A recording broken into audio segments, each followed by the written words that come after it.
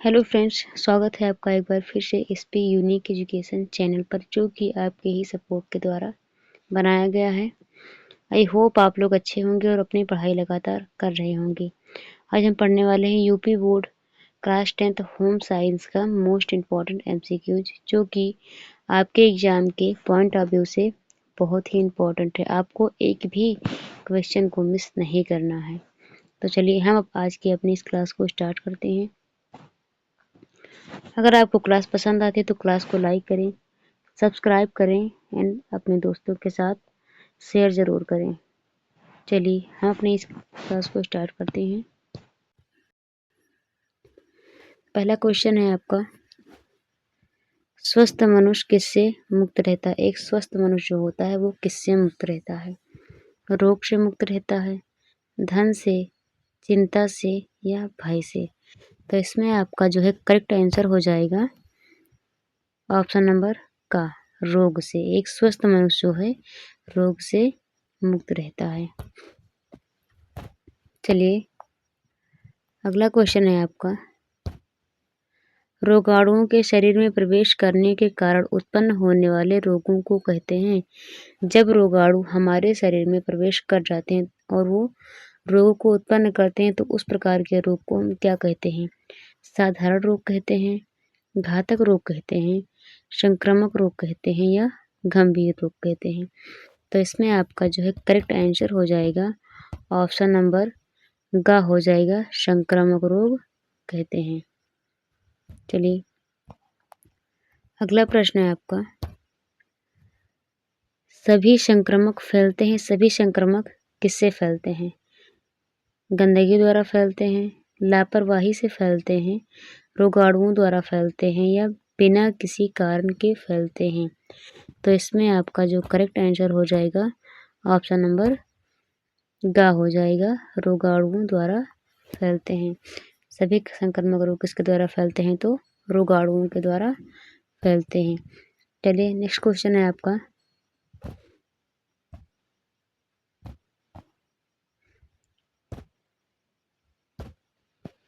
शरीर की रोगों से लड़ने की क्षमता को कहते हैं। शरीर की रोगों से लड़ने की जो क्षमता होती है उसे हम क्या कहते हैं? निसंक्रमण क्षमता कहते हैं, संप्राप्ति काल कहते हैं, शारीरिक क्षमता कहते हैं या रोग प्रतिरोधक क्षमता कहते हैं? तो हमारे शरीर की जो रोगों से लड़ने की क्षमता होती है उसे हम क्या कहते हैं? उसे हम रोग प्रतिरोधक क्षमता कहते हैं। इसमें आपका ऑप्शन नंबर घ करेक्ट हो जाएगा। चलिए अपने क्लास अगले क्वेश्चन पर चलते हैं हम अब। चलिए अगला क्वेश्चन है आपका,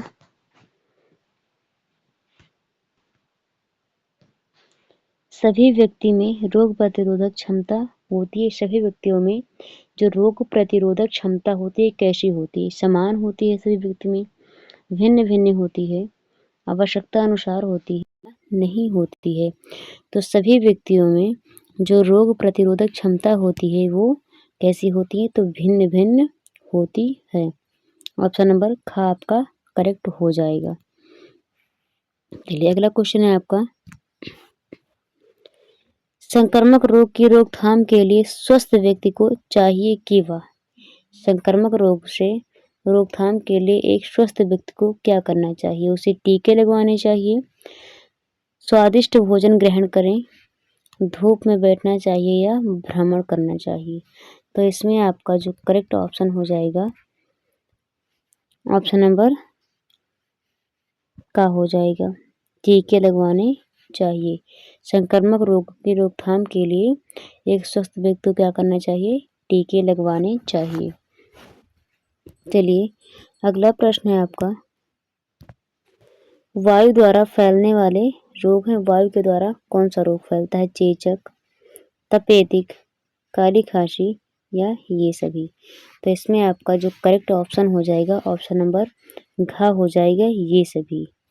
ठीक है। चलिए अगला प्रश्न है आपका, कौन सा रोग जल द्वारा फैलता है? इनमें में से कौन सा रोग है जो जल के द्वारा फैलता है? टेटनस है, कुकुर खांसी, खसरा या हैजा? तो इसमें आपका करेक्ट ऑप्शन हो जाएगा ऑप्शन नंबर घा। हैजा जो है जल के द्वारा फैलता है और कैसी जल? अशुद्ध जल। ठीक है, दूषित जल से क्या करता है? हैजा फैलता है।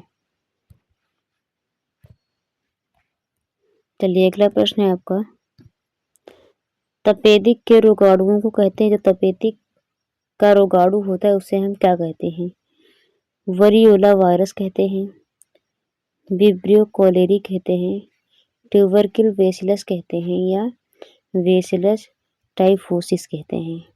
तो इसमें आपका करेक्ट ऑप्शन हो जाएगा ऑप्शन नंबर ग हो जाएगा, ट्यूबरकिल बेसिलस रोगाणु के तपेदिक के रोगाणु का नाम है ट्यूबरकिल बेसिलस, जो कि क्या है?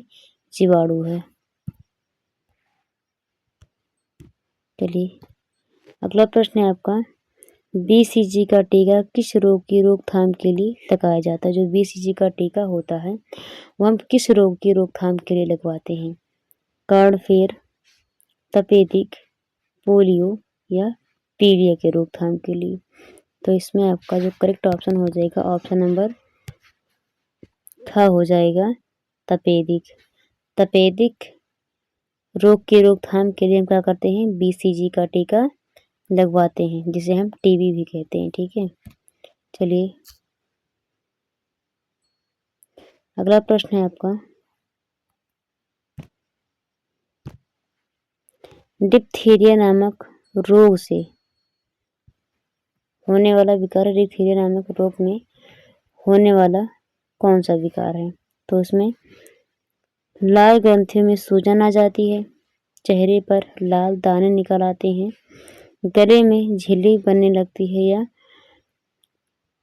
टॉन्सिल्स में वृद्धि होती है। तो इसमें आपका जो करेक्ट ऑप्शन हो जाएगा ऑप्शन नंबर ग हो जाएगा, गले में झिल्ली का बन जाना। ये रोग ज़्यादातर हमें बच्चों में देखने के लिए मिलती है, तो उनके गले में झिल्ली की तरह बन जाती है, उन्हें बोलने में और कुछ भी खाने में दिक्कत होती है। चलिए अगला प्रश्न है आपका, टिटनेस में होने वाला मुख्य विकार है, टिटनेस से होने वाला मुख्य विकार क्या है? तेज ज्वर आता है, शरीर का ऐंठ जाना, टांगों का जकड़ जाना या चेतना का लुप्त हो जाना। तो इसमें आपका जो करेक्ट ऑप्शन हो जाएगा ऑप्शन नंबर ख हो जाएगा, शरीर का ऐंठ जाना टिटनेस में होने वाला मुख्य विकार है। चलिए अगला प्रश्न है आपका, मच्छरों से कौन सा रोग फैलता है? मच्छरों के द्वारा कौन सा रोग फैलता है? चेचक, क्षय रोग, मलेरिया या टाइफाइड। तो इसमें आपका करेक्ट ऑप्शन हो जाएगा ऑप्शन नंबर ग, मलेरिया। किसके द्वारा फैलता है? तो मच्छरों के द्वारा। मादा एनाफिलिक्स मच्छर के द्वारा क्या फैलता है? मलेरिया रोग फैलता है। चलिए अगला प्रश्न है आपका, मक्खी द्वारा फैलता है, मक्खी द्वारा कौन सा रोग फैलता है? मलेरिया, प्लेग, हैजा या रेबीज। तो इसमें आपका करेक्ट ऑप्शन रहेगा ऑप्शन नंबर ख, प्लेग जो है मक्खी के द्वारा फैलने वाला रोग है। चलिए अगला प्रश्न है आपका, कुकुर खांसी फैलने का कारण है, कुकुर खांसी फैलने का क्या कारण है? जीवाणु, वायु, जल या भोजन। कुकुर खांसी किसके द्वारा फैलता है? तो इसमें आपका करेक्ट ऑप्शन हो जाएगा ऑप्शन नंबर ख हो जाएगा, ये वायु के द्वारा फैलता है। चलिए अगला प्रश्न है आपका,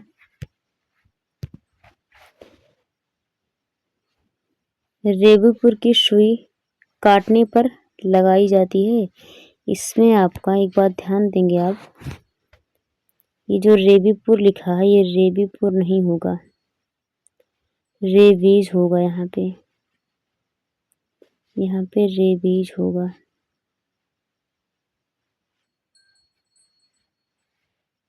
यहाँ पर रेबीज होगा। रेबीज की सुई किसके काटने पर लगाई जाती है? तो मच्छर के काटने पर, खटमल के काटने पर, कुत्ते के काटने पर या सांप के काटने पर। तो इसमें आपका करेक्ट ऑप्शन हो जाएगा ऑप्शन नंबर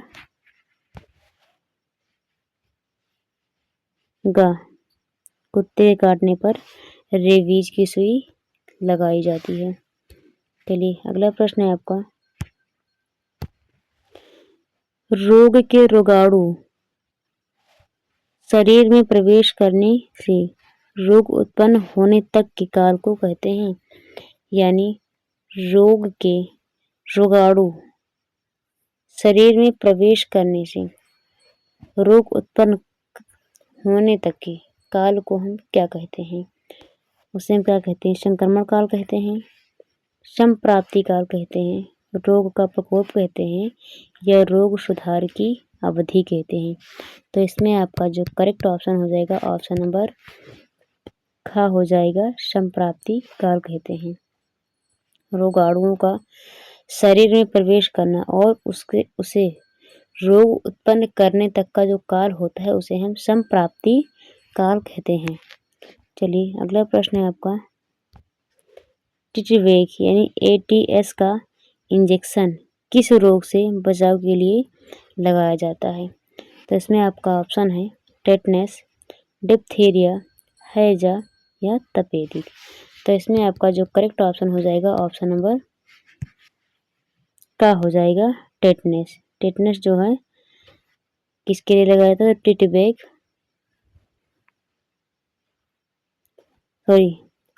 टेटनस रोग से बचने के लिए हम टिटवेक के इंजेक्शन का प्रयोग करते हैं। ठीक है, टिटवेक का इंजेक्शन लगवाते हैं। किसके बचाव के लिए? तो टेटनस रोग से बचाव के लिए। चलिए अगला प्रश्न है आपका, टेटनस रोग के जीवाणु पाए जाते हैं। जो टेटनस रोग के जीवाणु होते हैं किस में पाए जाते हैं? मिट्टी में पाए जाते हैं, गोबर में, जंग लगे लोहे में, या इन सभी में। तो इसमें आपका जो करेक्ट ऑप्शन हो जाएगा ऑप्शन नंबर घ हो जाएगा, इन सभी में। जो टेटनस के जीवाणु होते हैं वो मिट्टी में, गोबर में और जंग लगे लोहे में भी पाए जाते हैं। तो इसीलिए ऑप्शन नंबर घ आपका करेक्ट हो जाएगा। चलिए अगला क्वेश्चन है आपका, उत्तम स्वास्थ्य का प्रतीक है। उत्तम स्वास्थ्य का प्रतीक यानी सबसे अच्छा स्वास्थ्य का प्रतीक क्या है? सुंदर बाल है, चमकती आंखें हैं, मजबूत मांसपेशियां है, या ये सभी हैं। तो इसमें आपका जो करेक्ट ऑप्शन हो जाएगा ऑप्शन नंबर घ हो जाएगा, ये सभी उत्तम स्वास्थ्य के प्रतीक हैं। चलिए अगला प्रश्न है आपका, क्षय रोग के रोगी को किस प्रकार का भोजन हानि पहुंचाता है? क्षय रोग के रोगी जो होते हैं उन्हें हमें किस प्रकार का भोजन नहीं देना चाहिए? तो मौसमी रस वाले फल, मिर्च मसालेदार भोजन, दूध या अंडा। तो इसमें आपका जो करेक्ट ऑप्शन हो जाएगा ऑप्शन नंबर ख हो जाएगा, मिर्च मसालेदार भोजन हमें क्षय रोग से रोगी व्यक्ति को नहीं देना चाहिए। चलिए अगला प्रश्न है आपका, डेंगू रोग फैलता है। डेंगू रोग किससे फैलता है? दूषित जल से, दूषित वायु से, मच्छर के काटने से, या उपयुक्त सभी से। तो डेंगू रोग जो है वो किसके द्वारा फैलता है? तो मच्छर के काटने से फैलता है। ठीक है, चलिए अगला प्रश्न है आपका, डेंगू रोग के विषय में सत्य है। यानी इसमें आपको 4 कथन दिया गया है। इसमें बोला गया है कि डेंगू रोग के लिए कौन सा सत्य है। तो यह एक क्या है? संक्रमण रोग है। इसका संक्रमण मादा एडीज मच्छर के काटने से होता है। गंभीर स्थिति में रक्त के प्लेटलेट्स तेजी से घटने लगते हैं, या उपयुक्त सभी कथन सत्य हैं। तो इसमें हो जाएगा ऑप्शन नंबर घ करेक्ट हो जाएगा। ठीक है, क्योंकि जो डेंगू रोग है यह एक संक्रामक रोग है।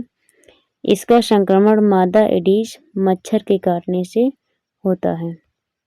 गंभीर स्थिति में जो रक्त के प्लेटलेट्स होते हैं वो तेजी से घटने लगते हैं। इसीलिए ऑप्शन नंबर घ आपका करेक्ट हो जाएगा। चलिए अगला प्रश्न है, चिकनगुनिया के उपचार के उपाय हैं। चिकनगुनिया के उपचार के उपाय क्या हैं? रोगी को अधिक से अधिक विश्राम करना चाहिए, रोगी को अधिक से अधिक पानी पीना चाहिए। रोगी को दूध तथा दूध से बने भोज्य पदार्थों का सेवन करना चाहिए या उपयुक्त सभी। तो इसमें आपका करेक्ट ऑप्शन हो जाएगा ऑप्शन नंबर घ हो जाएगा, उपयुक्त सभी। चिकनगुनिया के उपचार के लिए रोगी को क्या करना चाहिए? अधिक से अधिक विश्राम करना चाहिए, रोगी को अधिक से अधिक पानी पीना चाहिए और रोगी को दूध तथा दूध से बने भोज्य पदार्थों का सेवन करना चाहिए। इसीलिए आपका ऑप्शन नंबर डी करेक्ट हो जाएगा। चलिए आज के लिए इतना ही, मिलते हैं हम नेक्स्ट क्लास में नेक्स्ट टॉपिक के साथ। तब तक के लिए जय हिंद, जय भारत।